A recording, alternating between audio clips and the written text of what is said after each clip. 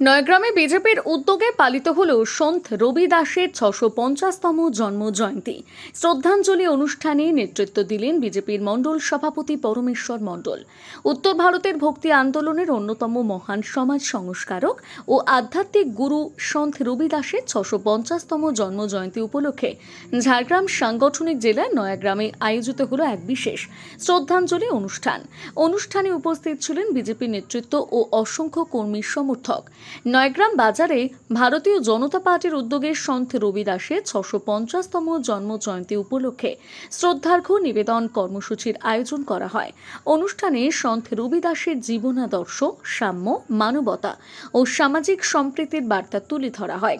নয়গ্রাম এক মণ্ডল সভাপতি পরমেশ্বর মণ্ডল, দলীয় কর্মী ও সমর্থকেরা সন্ত রবি দাসের প্রতিকৃতিতে পুষ্পার্ঘ্য অর্পণ করে শ্রদ্ধা জানান।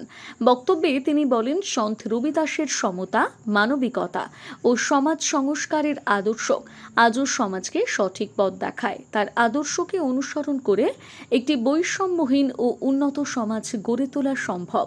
অনুষ্ঠানে উপস্থিত সকলেই সন্ত রবি দাসের আদর্শকে মানুষের মধ্যে আরও ছড়িয়ে দেওয়ার অঙ্গীকার করেন।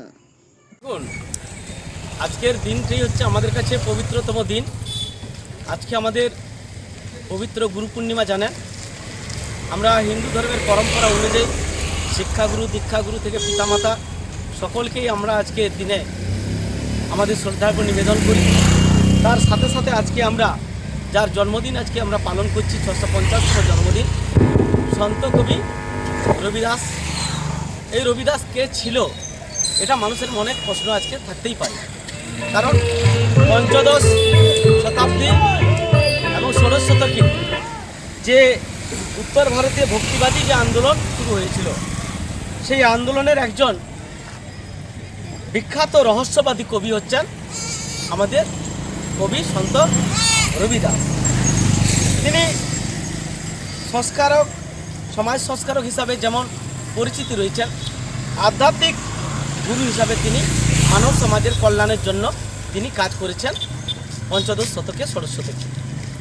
কিন্তু দুঃখের বিষয়, আমরা বিগত দিনে তাকে আমরা চিনতে ভুল করেছি, জানতে ভুল করেছি। কারণ আমাদের এখানকার যে কংগ্রেস সরকার ছিল, তিনি যে সমাজের তপশিলি জাতি সম্প্রদায় থেকে উঠে আসার জন্য তাকে স্থান দেওয়া হয়নি। কারণ তিনি একটি উত্তরপ্রদেশের একটি সাধারণ পরিবার থেকে, চর্মকার পরিবারের বাড়ি থেকে বারাণসীতে তার জন্মগ্রহণ হয়েছিল ১৩৭৭ খ্রিস্টাব্দে। তো এরকম একজন সাধারণ মানুষকে তারা মর্যাদা সেদিন দেননি বলে ইতিহাসে স্থান হয়নি সন্ত কবি রবিদাস। অনেক ভক্তিবাদী নেতার নাম রয়েছে, ভক্তিবাদী আন্দোলন যদি আমরা ভারতবর্ষের ইতিহাসে দেখি, কিন্তু সন্ত রবিদাসকে তারা এক্সপ্রেসে করেছিল।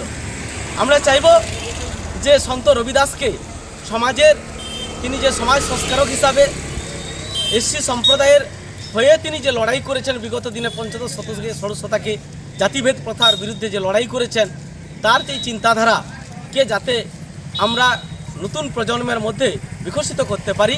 এবং বর্তমান সরকারের কাছে আমি আশাবাদী রাখব যে তারা যেন পাঠ্যপুস্তকে তার যে ভক্তিবাদী আন্দোলন সেটা তুলে ধরলে ছেলেমেয়েরা জানতে পারবে এবং তার যে চিন্তাধারা পঞ্চদশ শতকে, ষোড়শ শতকের চিন্তাধারা